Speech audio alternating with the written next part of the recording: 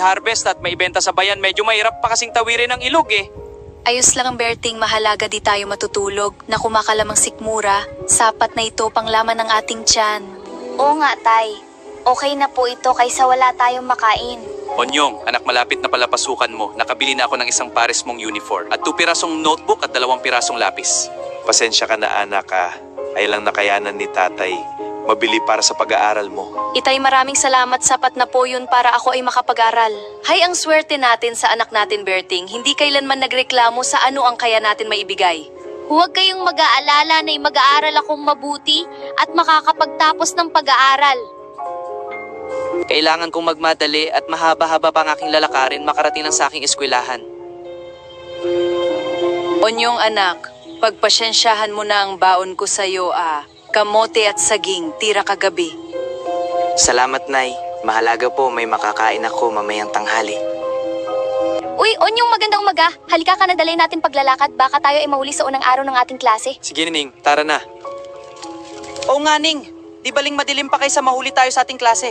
Mahaba-haba pa ang lalakarin natin. Onyong, ano kaya mangyari sa ating mamaya, no? Kinakabahan ako na may halong saya kasi finally makakapag-aral tayo. Oo nga Ning, pero sabay tayo kaya magiging okay ang lahat. O nga, Ning, ayan din nararamdaman ko, masaya ako makakapag-aral na tayo. Ning, yung tsinelas mo, alagay mong mabuti sa iyong mga kamay para di mabasa. Sige, salamat, Onyong. Salamat, Onyong, sa pag-alala. Ang lamig ng tubig, Onyong, Diyos ko. Araw-araw ba natin gagawin ito hanggang makapagtapos tayo? Wala tayong magagawa Ning, para sa pangarap. Alam ko, Onyong, salamat. Halika, kaya natin to. Sige, ingat lang. Ang saya siguro if may tulay dito, no, Onyong? Ning, ito na talaga unang araw ng ating klase. Galingan natin, regalo man lang natin sa ating mga magulang. Oo, Onyong. Para kila Mama and Papa, ilaban natin ito. Onyong, anak, kamusta ang klase mo ngayon? Okay lang po, Nay. Pagod lang ako. Halika, upo ka muna, magpahinga ka. Ayos lang, Nay, masaya po ang klase. Alam mo, Nay, gagalingan ko sa klase kasi alam ko ito ang magiging susi para makahon tayo. Tatay, gusto ko pong mag-aral. Salamat anak ha, galingan mo wag mo kaming tularan ng nanay mo na hanggang grade 1 lang ang natapos dahil sa hirap ng buhay. O nga, anak, kahit mahirap lang tayo, sisikapin namin ng tatay mong tulungan ka makapagtapos. Mga bagay na hindi namin nagawa noon. Onyong anak, lahat ng ginawa namin para sa'yo. Huwag mong sayangin ang paghihirap namin. Opo na yan, tay. Kahit madilim at itong gasera na lamang ang nagsisilbing liwanag, tatapusin ko ang lahat ng homeworks ko. Mag-advance study na din ako sa mga lesson para hindi sayang ang pagbibilad ni nanay at ni tatay sa bukid. Kakayanin ko lahat para mabigyan ko ng magandang buhay sila nanay at tatay. Ang magkaibigang Ning and Onyong ay araw-araw sinuong ang hirap ng paglalakad, makarating lamang sa kanilang eskwelahan. Araw-araw nilang tinatawid ang ilog Karam, magpatuloy lamang ang kanilang mga pangarap. Hindi pa man sumisikat ang araw, nandyan na ang dalawang magkaibigan upang ihanda ang sarili sa mahabang paglalakbay, makarating lamang sa eskwelahan. Sa kabila ng hamong ito, hindi naging hadlang ang lahat ng ito upang hindi makapagtapos ng valedictorian si Onyong at salutatorian si Ning sa high school. Pareho nilang tinupad ang pangakong gagalingan nila sa klase at ririgaluhan ang kanilang mga magulang ng parangal. Pareho silang nabigyan ng full scholarship with allowance at may boarding house na kasama. Ang kailangan lamang nila ay maipasa ang entrance exam ng universidad. Inaantok na ako pero di ako pwedeng sumuko. Malapit na ako sa mga pangarap ko. Kaya ako to, kailangan ko ipagpatuloy. At alam ko ang exam na ito ang magiging daan para maabot ang pangarap ko maging tagapahayag. Hindi pwedeng dito ako sumuko matapos ang lahat ng pinagdaanan namin. Naku, wag sana matuloy ang masamang panahon na ito. Ngayon pa naman araw na exam namin ni Ning. Nag-aalala ako sa pagtaas ng ilog. Baka kung ano pa ang mangyari sa amin. Huwag naman sana.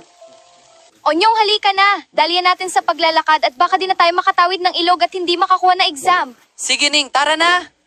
Ingat sa putik. Kailangan nating makarating. O nga, Ning, dalian natin habang maaga pa. Sige, Onyong, kailangan nating makarating sa exam. Huwag kang mag-alala, magkasama tayo. Salamat, Onyong. Mag-ingat tayo sa daan.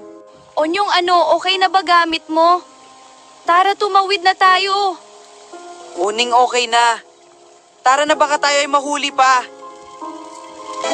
Onyong, tulong matangin na ata ako ng tubig! Ning, kapit lang, huwag kang bibitaw. Hindi ko na kaya, malakas ang agos!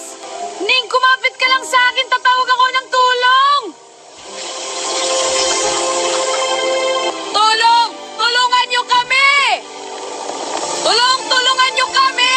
Ning, wag! Please, bumalik ka! Hindi pwede, Ning! Onyong! Ning, andyan ba kayo? Ning! Ning! Ning, anak! Ning! Pangako, Ning. I will fulfill my dreams for us. This is what we've been looking forward to ever since. Wala man si Ning. Hindi ko hayaan na hindi ko matupad ang mga pangarap namin sa aming mga buhay. Hindi naglaon. Nakapagtapos si Onyong sa kursong Bachelor of Arts in Journalism ng may pinakamataas na grado. Hindi naglaon. Nakapasok siya sa isang sikat na news TV channel sa bansa, ang Object Talk AI.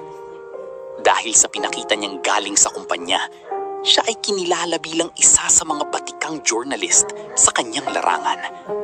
Ginamit niya ito upang maging daan at maging boses ng kalagayan ng kanilang lugar.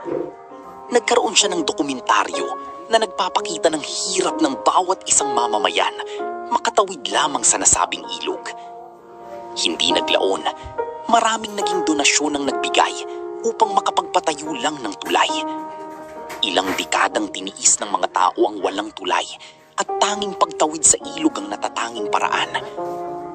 Bilang alaala sa kanyang kaibigan na si Ning, binigyan nila ng pangalang Tulay na Pangarap ni Ning.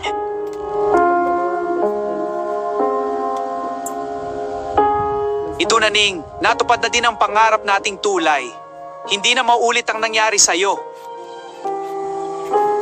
Ning, salamat sa lahat. Minsan hindi kahirapan ang pumapatay sa ating mga pangarap, kundi kawalan ng sapat na proyektong para sana sa ating lahat.